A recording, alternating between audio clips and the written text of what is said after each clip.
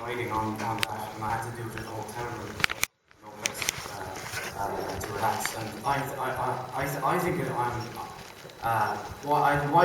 why is this happening though? Why is people like me, 100,000 people on the housing waiting list, huge numbers of homeless families, thousands of families in hotels.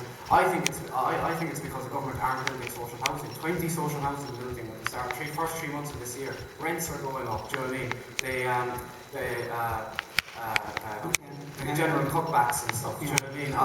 I think the government should declare a national emergency on housing. 100,000 social housing that's actually needed.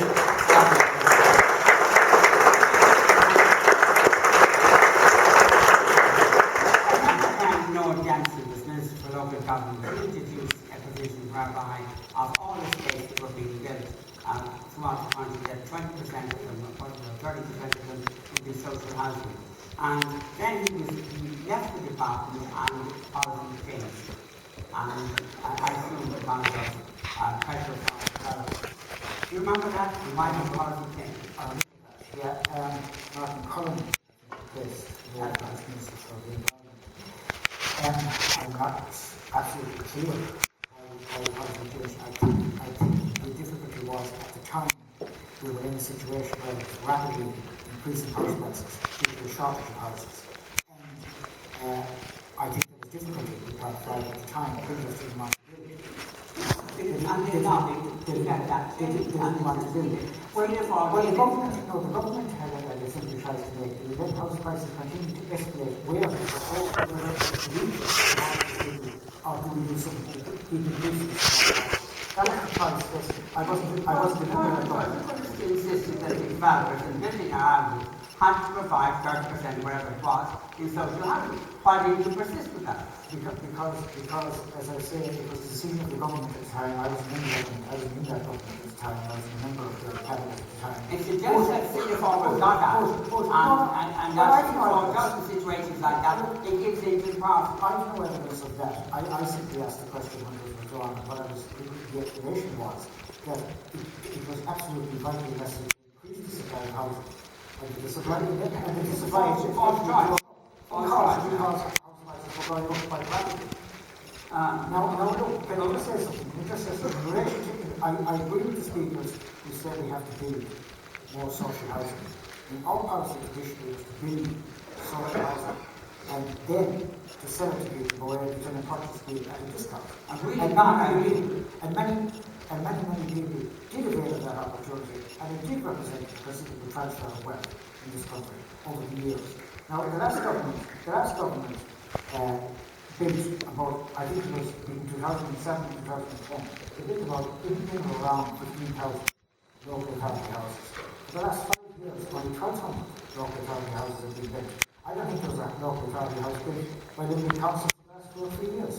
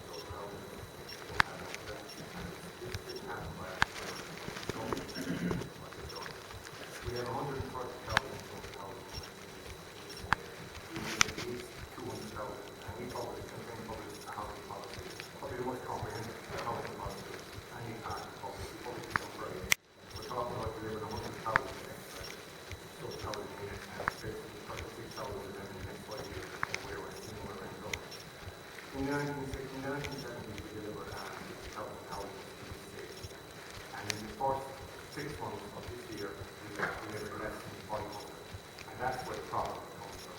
I was going to the office today, and dealing with a woman who's out my home in Chester, 5 children in a bedroom, who's here 6 months. That's a shame at this stage. And the problem is, it's not just ordinary people cannot access social housing and people in mortgage distress. We can't include 1,000 people into the mortgage distress. We can't pay the bill. And the other people we don't see, the other people that live in United States, have a car, they seem to do well, they're struggling. Okay, practically, your microphone. Yes, go ahead. Okay, my name is Brian Maloney. I represent the separated people. Separated people keep 2 homes, normally. Okay? And we work with that state of it, is it?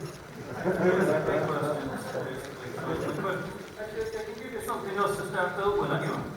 Well, there's a 16th of our population gone. So if a 16th of our population is gone, why don't we get rid of a 16th of the TDs and take their money and put it into the hospitals?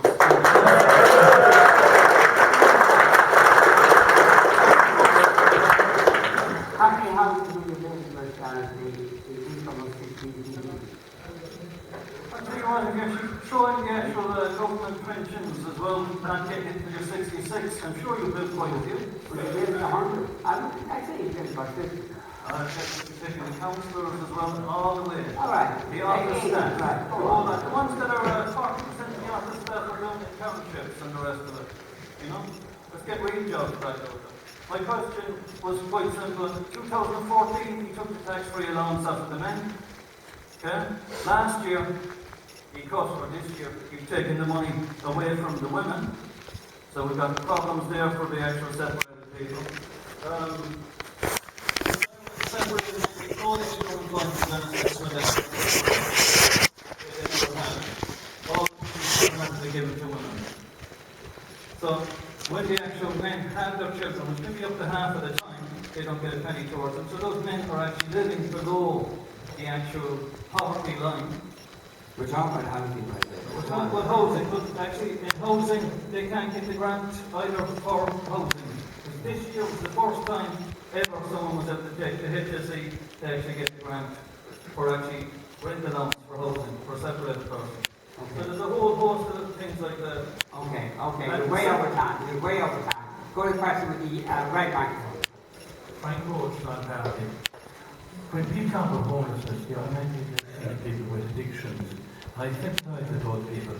But our legal system makes a lot more people homeless than we realise. They're very hard-working, decent people. They go and go to do a full week's work who are now being homeless by our judges, by our legal system. We have individuals and institutions going into our courts, telling lies, and destroying people's lives and putting them out of their homes. I think that our legal system is the cause of an awful lot of people at home.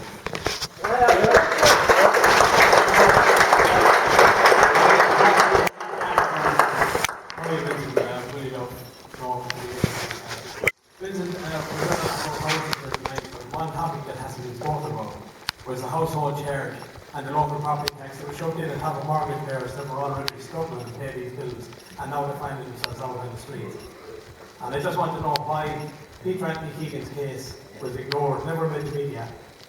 He challenged Mayo County Council to the court, challenging him for not paying his household charge.